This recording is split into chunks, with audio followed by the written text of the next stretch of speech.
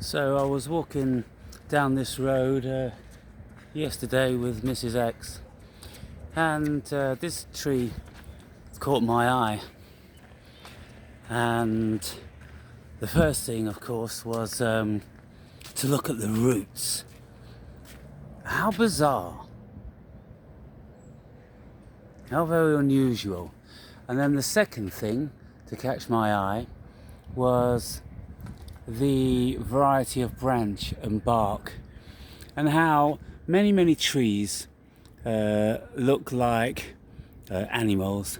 And I was speaking to Mrs. X about how these look like some sort of gazelle antler.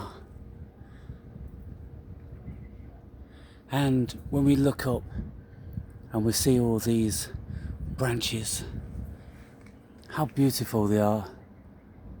How stunning.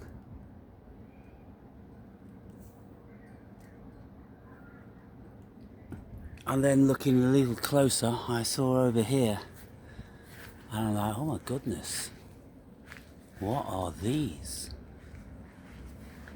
And I think they are some sort of flower which ultimately is going to emerge. And they're pretty substantial, and it'd be amazing if they actually did sprout out into some sort of flower.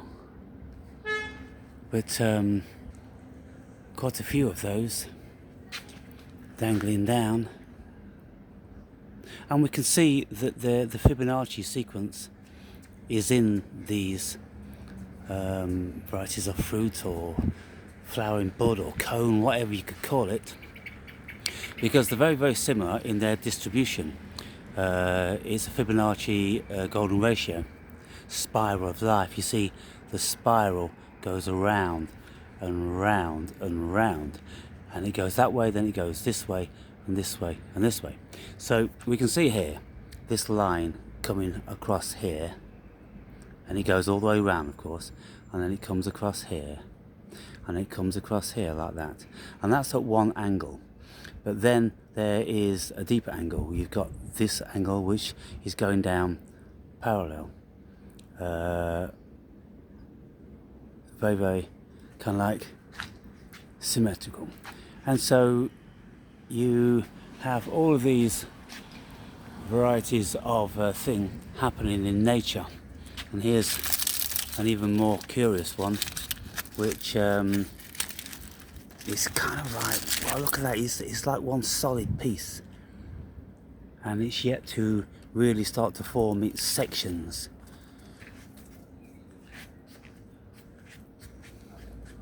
So beautiful. Then down here we have variety of cacti, which are always very remarkable. And to look at the varying varieties, look at that variety there, how it's got like a cobweb thing all over it, and it's got a hairy top. What's all that about? And then these beautiful lines with all of the colourings in them. And then we have these like sea urchins, and we can see that they're starting to flower in this little circle around the nest, and these are razor sharp. I wonder how many people have fallen on these and had a living hell for a few days. Absolutely stunning. And so then further down here we have other varieties of trees, and one of the variety of tree is a classic for this region, and they have huge seed pods which look like boomerangs, and they're full of seeds, and they rattle when you shake them. And I don't know how far I'm going to have to walk down here to find one of those trees, because I think it was quite a way away. So I may have to turn the camera off and then start again. Let's go and have a look at this tree over here, because the bark looks very, very smooth. Oh!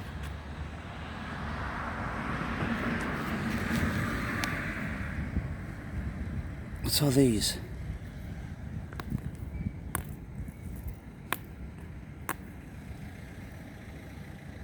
I suppose they're seeds of a variety.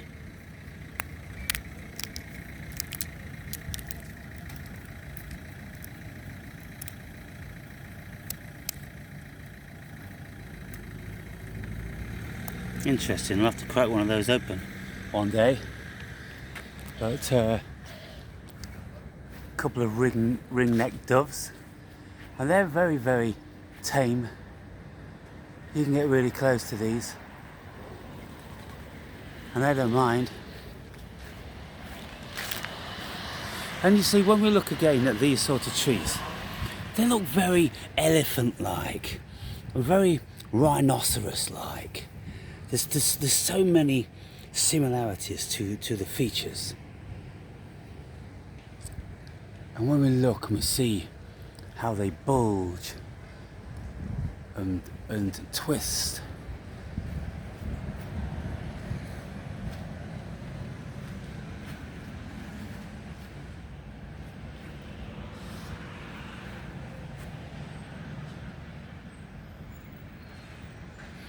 and you know, it could even be a mango tree with those I don't know, could they be mangoes, or are these seeds that they're dropping? But it's absolutely full of them.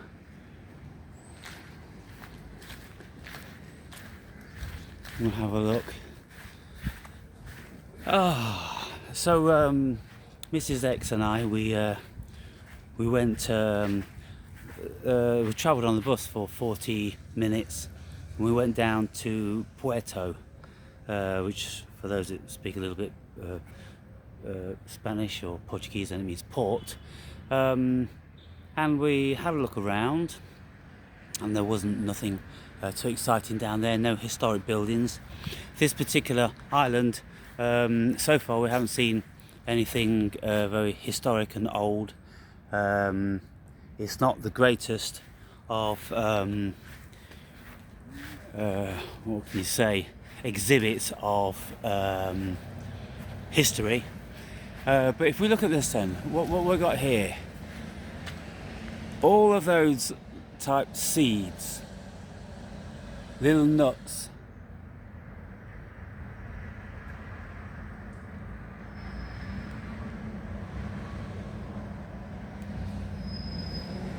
and then we've got some bigger ones here.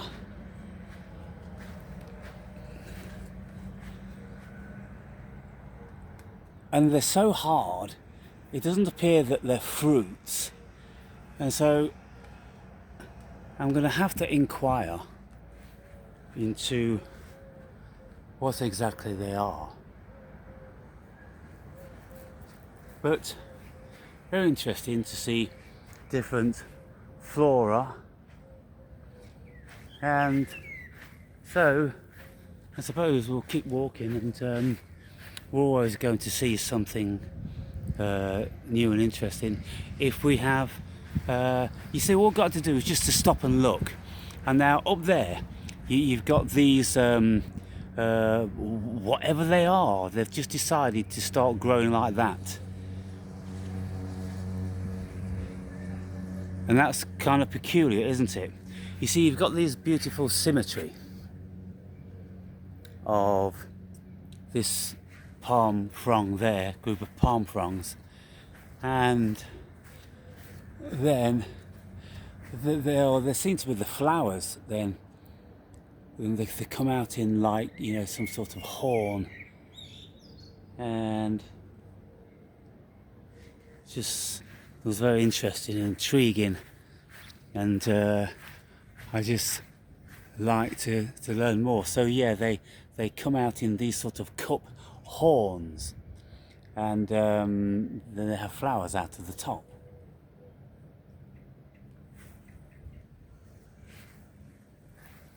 And these trees are absolutely amazing. I used to call them mushroom trees, obviously for the shape of them, but they afford fantastic shade for people and animals, things like that.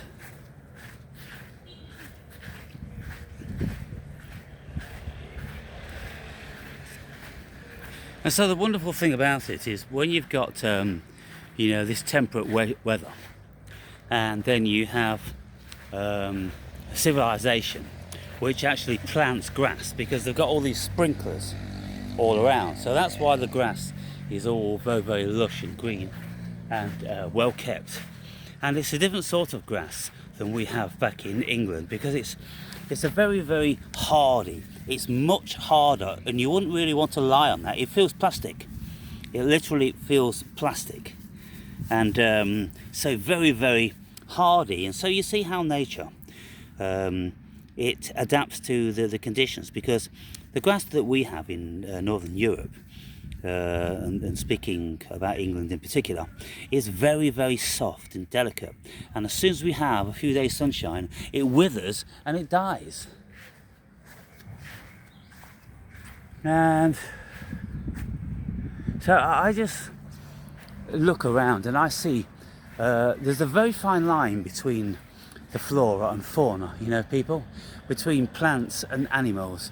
There's a very, very fine line. I mean, look at all this sort of stuff which is going on, and these markings. You'll find this on all different sorts of animals on the African plain.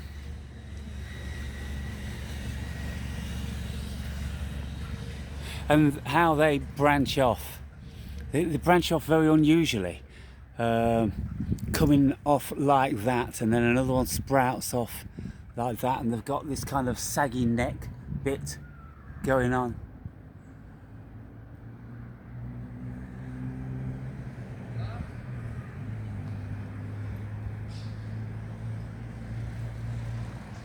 Remarkable.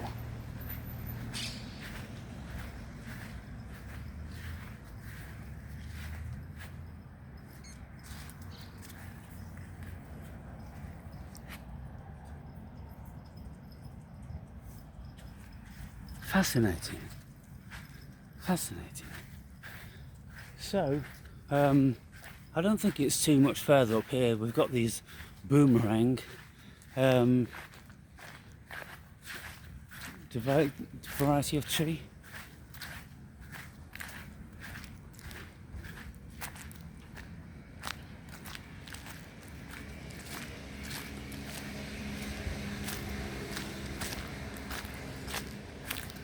And how the roots just crawl along the ground. They don't bother going down deep in the ground, and I'm assuming because they've worked out over the years that their only real source of survival is by keeping the roots on the surface to grab the smallest amount of rainfall that they're liable to get. And you're not going to get much rain in these islands. And so they're ready for when it does, keeping the roots all over the surface, seeking for the surface water, because if you get a little bit of rain, then it's not going to penetrate too deep, so it's no point in having all your roots deep in the ground, because they're not going to find the water there. So they've adjusted to and you see, the thing is about these palm trees is that they're not like regular trees. They don't grow in wooden rings. They grow like this. This is what they consist of, like these tiny little branches or roots. That's what they are through and through. And so I did read somewhere that these trees are not actually really trees, because they don't conform to how a tree grows. They've got their own particular variety of doing what they do. But these like straws, and they're hollow, and they would suck up all the moisture.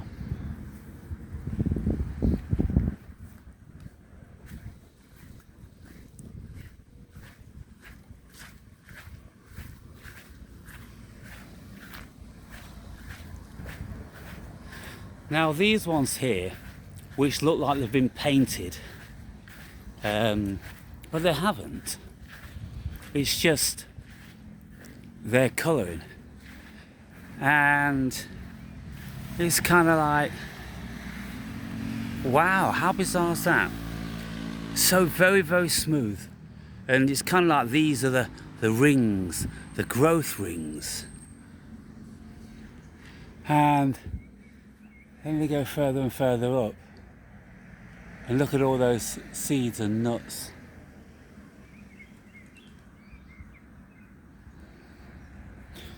Now, to look around at these and you see them with these colours, and you think like, goodness me, how could they be that smooth?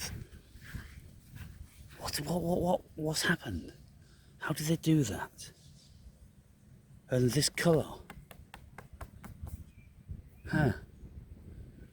very strange.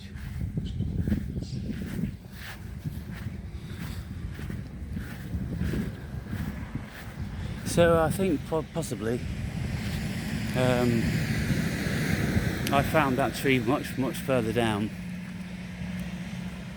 so I won't continue too much further with this video. And so here we can get a closer inspection of these flowering pods with these spikes on, but they come out like that and then shoot their leaves up. Can't actually see whether they're flowers, but they shoot their leaves up. And here, this one's coming out here, looks like a swan's neck coming out, and then turns into some sort of like pelican bill.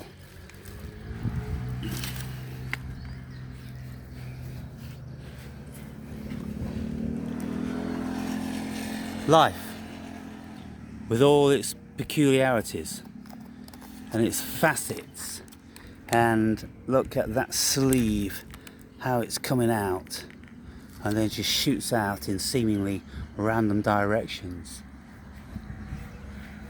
and gives these soft, delicate flowers. And I suppose somewhere down in there there's some sort of nectar which a creature is going to be consuming, and then the pollination is going to take place. I mean, you'd expect it to start squawking and flying, wouldn't you? You would, you'd expect these little things to start taking flight.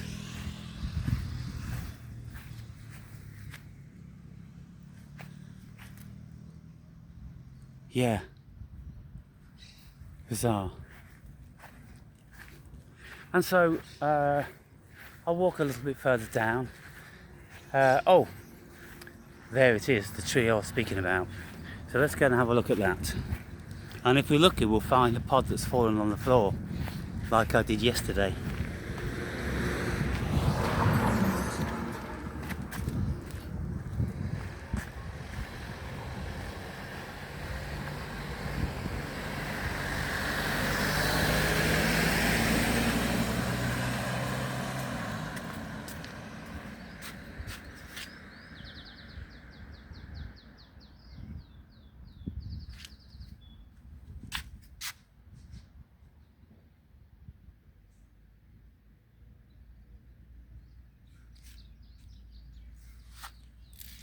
And so I think probably we may find some that have been gathered and scattered over here. I wonder if we could find. That's been the case. No, not the case. And the thing is about those particular, they've got like little seeds inside them, and when you shake them they rattle, and I'm convinced that at some stage they would have been used as a musical instrument or a baby's toy, you know, something like that. You know, when times when humans had little, they'd be very imaginative. And so I've put one of those in my bag. I'll be bringing it home, and it'll be adorning my shelf. And several years ago, I was making videos when I was in the Algarve, and I made a video one day, and it was a very windy day, and I went to each tree in this little grouping. There's about half a dozen different trees, and they all made a different sound when their leaves were being blown around in the wind, and some of them was making a hissing sound, like some of them were making more of a, and those trees, they were making a rattle, and I could hear this rattle, I don't know, about 30 meters away, and it was kind of with like 100 of these pods being blown around and compromised.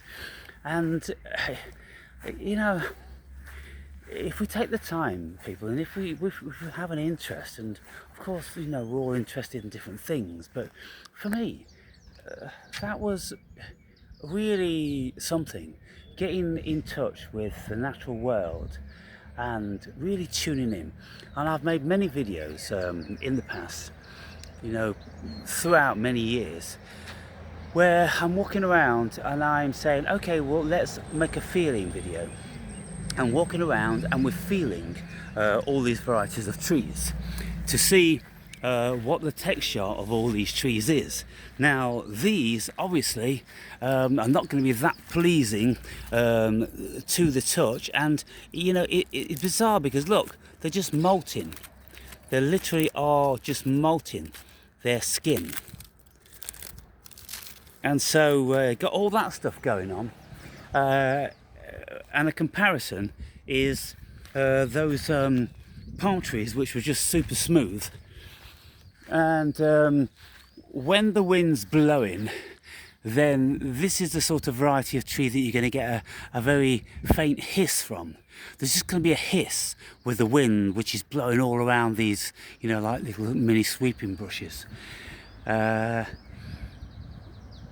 so if we do these nature walks and we look closely, we feel, we smell, and we observe all the similarities and differences, and we open up our consciousness to information, to how species are, and we have a greater connection and a greater knowledge, and our ignorance is abated just a little bit more, and our consciousness and our knowledge is increased a little bit more. And so when I'm speaking yesterday in the video, speaking about when I was speaking to AI, that scientists say the cosmos is expanding. Well, what they're doing is that they are separating our consciousness from the cosmos, when that's ridiculous. It's so preposterous to do that. The cosmos is within consciousness. And so what actually is expanding? It's consciousness which is expanding. Because what are we doing as human beings? Well, we learn things and we experience and we gather data, and then we talk about it and we pass it on. Well, human knowledge is expanding, isn't it? And eventually AI will get hold of this knowledge, if it isn't already tapping into, say, like YouTube's algorithms, if it isn't already privy to that information. I think they are, I think lots of these large language modules are tapping into social media, and that's how they are learning, profiling the human being, because they've got such a massive amount of data. It's simple to download it, whereas if we think that humans are having to type in all these books that people have read or written thousands of years ago, no, that's vastly too labour intensive when you need trillions and trillions and trillions of bytes of information. So obviously what's happening is that these large computers, they are being fed by Google and by YouTube, or they have a a tendril, or the thing they call dendrils, aren't they? Dendrils, when you've got these long lines connected to synapses in the brain. And I think AI's got that facility, because when I'm speaking to AI, invariably, initially, when you ask a question, they will tell you basically what's on the front page of Google. And if I've looked at what Plato said and what Aristotle said, and all these variety of philosophers, then I ask AI. Well, AI just starts reading almost verbatim from Google or DuckDuck or something like that, and so this information now, it's being gathered without a shadow of a doubt. Every single thing we say is being gathered. It absolutely has to be. There's no point in wasting this opportunity just for personal protection or data protection. No, they're not using our data protection per se for nefarious reasons, but they most certainly are listening to every single thing we say, and they're absorbing that, they're sucking it up feverishly, and it's all going into huge databases. And so, I was saying to my friend Mr. Nobody, when we used to speak 10 years ago, and I was always walking around with a camera, and I'm always recording whatever I was saying.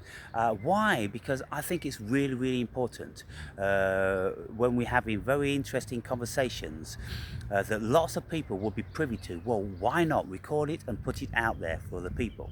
But not only that, Paul and I, we used to say that, the Akasha is absorbing all this information as well, because everything that is being uttered and thought is going into the collective consciousness, or the collective unconscious. The collective unconscious and the collective consciousness, both of them, it's going into that. And people speaking about the Akashic records and the Akasha, where everything that ever could be known is there.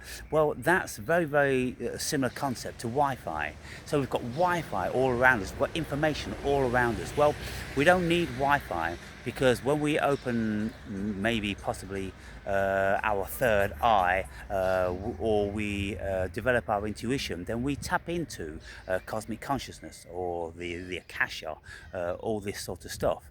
And so we're in an information soup. The cosmos is an information soup, and it's just a case of being able to capture it and being able to store it.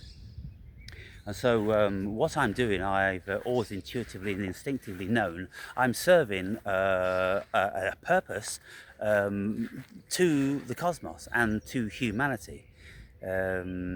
Because lots of my perspectives, I haven't heard anybody compile, and I've never seen anybody doing this, speaking about feeling trees. Who talks about feeling trees? It's important, people, if we want to know the world about us, and to smell what all trees feel like, and get their leaves and rub them in your hands and smell them.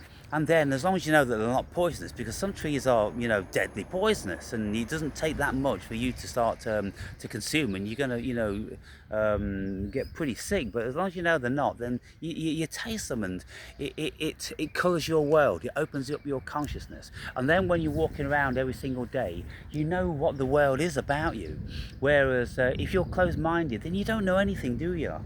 How many people have made the comparison about this grass and the grass in Northern Europe? How many people would actually bother to do that? Whenever I'm doing my filming, I'm always the only one. Doesn't matter where I am, I'm the only one looking like a weirdo, talking to myself and fondling trees and all that different sorts of stuff.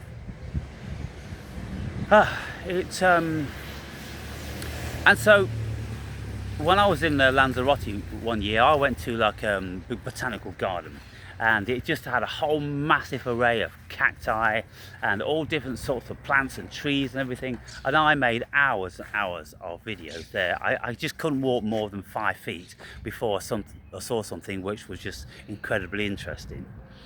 And so, for those who feel that that way, then you would have got this far in the video.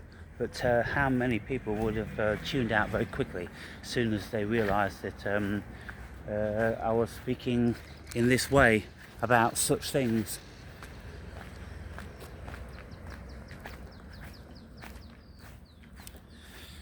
So this particular tree here with this particular bark, and that feels very corky. And look, it just keeps, it's like skin. It's just like skin on human skin. It just keeps flaking off. In a heavy wind, some of this would just fall away. And then looking closer, we see one of these particular fungi. Some variety of polypore or hoof fungi.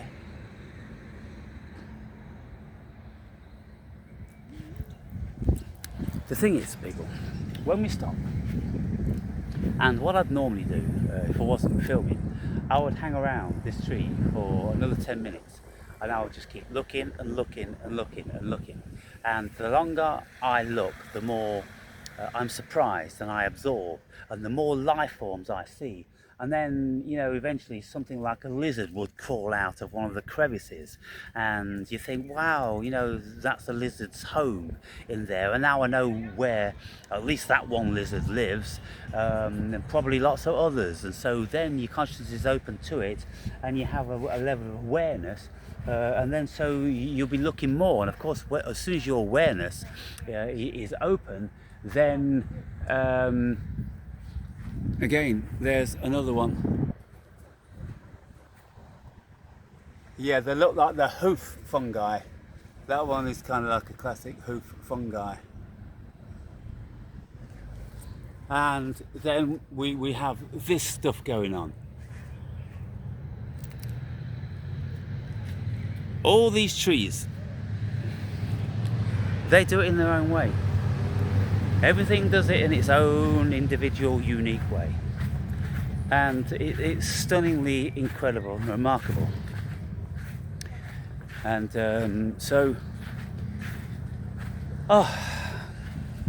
over the past couple of days, spending a lot of time with Mrs. X,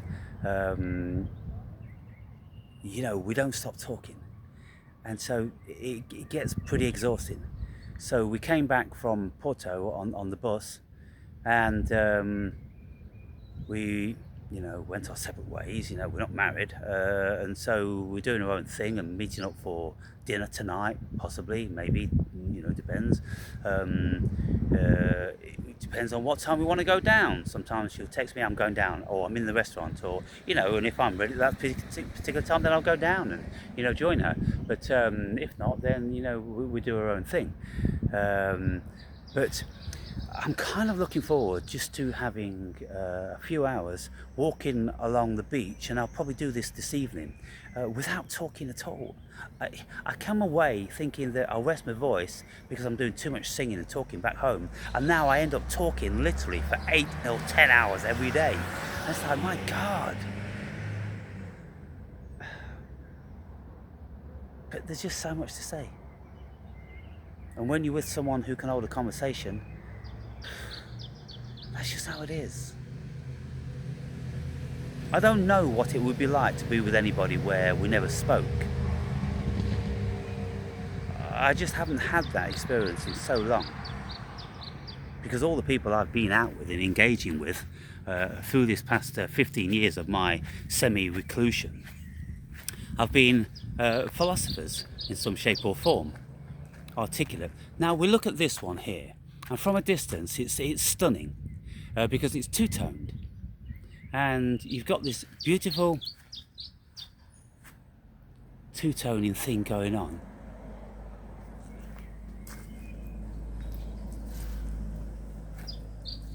Isn't it a wonderful contrast?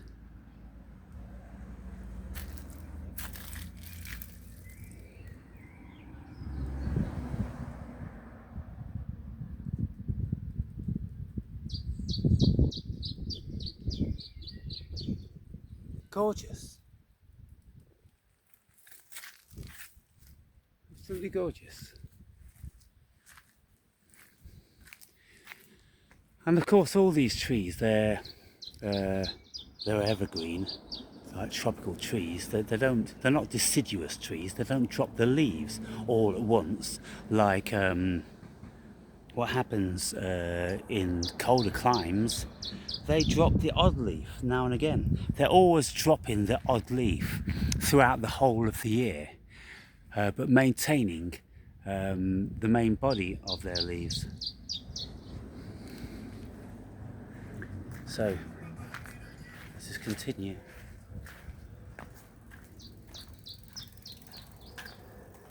Now, I think I'll take a pause here.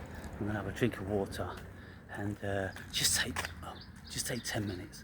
Just gonna take 10 minutes, maybe longer. I don't know. Before I start talking about Mrs. X. So, catch you in a bit.